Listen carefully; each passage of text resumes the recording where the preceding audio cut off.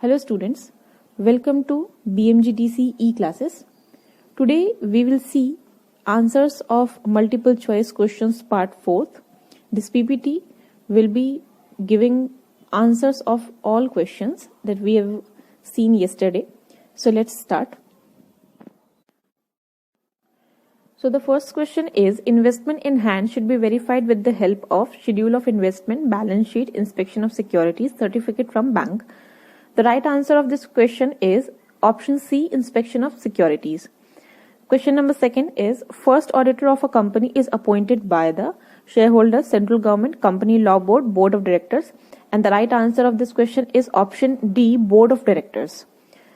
Third question is, which of the following persons is qualified to be a company auditor, an employee of the company and board and body corporate, a person who is indebted to the company for an amount exceeding rupees 1000, and a practicing chartered accountant. And the right answer is well known, that option D is the right answer, a practicing chartered accountant. Our next question is, the first auditor of a company will hold office for a period of 1 year till holding of statutory meeting, till the conclusion of first annual general meeting, till a new auditor is appointed. So the right answer of this question is option C, till the conclusion of first annual general meeting. Next question is, normally a company auditor is appointed by the central government, shareholders, board of directors, company law board. So the right answer is option B, shareholders.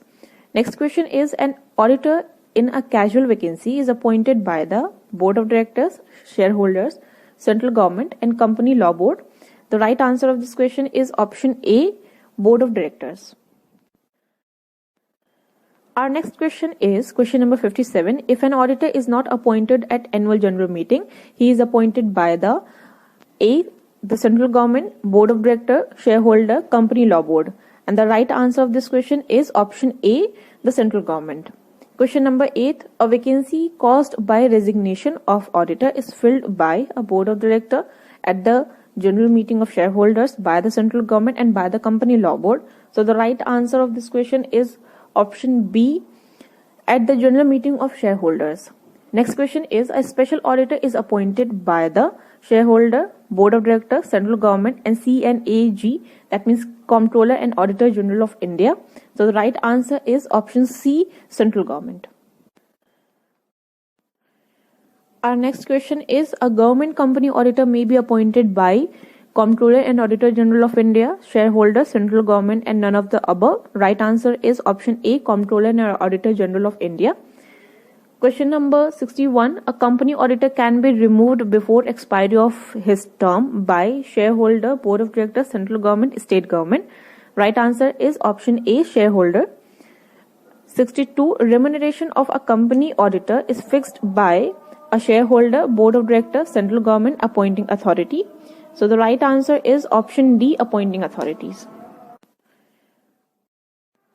Our next question is question number 63. A company auditor in general has to submit his report to shareholders, board of directors, central government, comptroller and auditor general of India. Right answer of this question is option A, shareholders.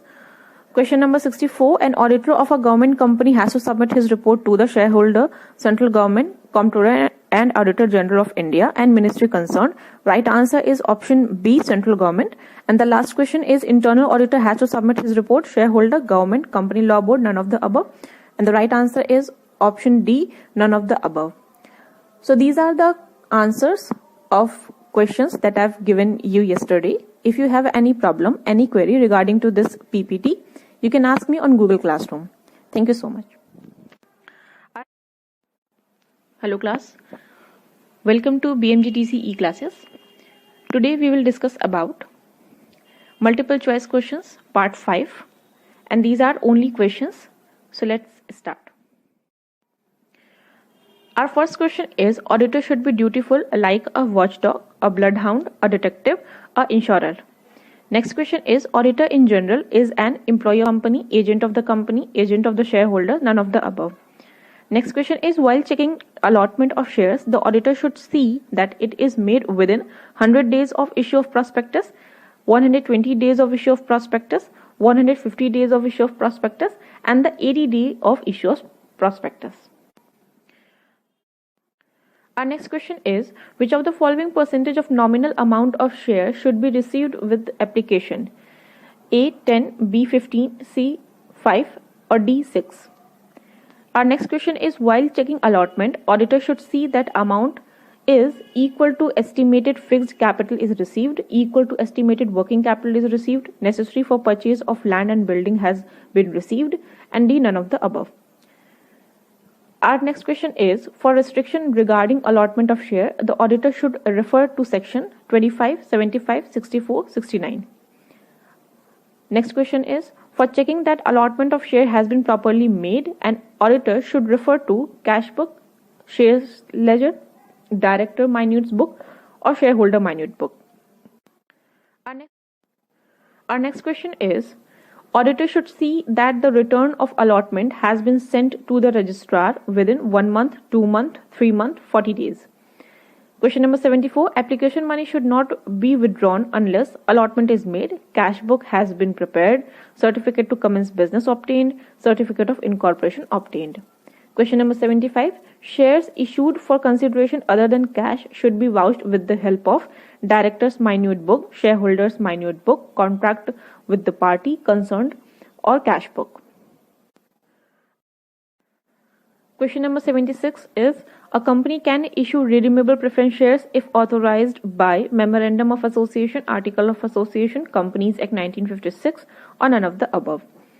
Question number 77, auditor should see that amount receivable for premium on issue of shares should be shown in subscribed capital, capital reserve account, share premium account, paid up capital account. Question number 78, share premium account should be shown in the balance sheet under paid up capital, subscribed capital, reserve and surplus and reserved capital. Our next question is question 79. Amount of share premium may be utilized for payment of dividend, writing of preliminary expenses, routine expenses, purchase of fixed asset. And the last question is, shares can be issued at discount under section 76, 75, 79 or 89.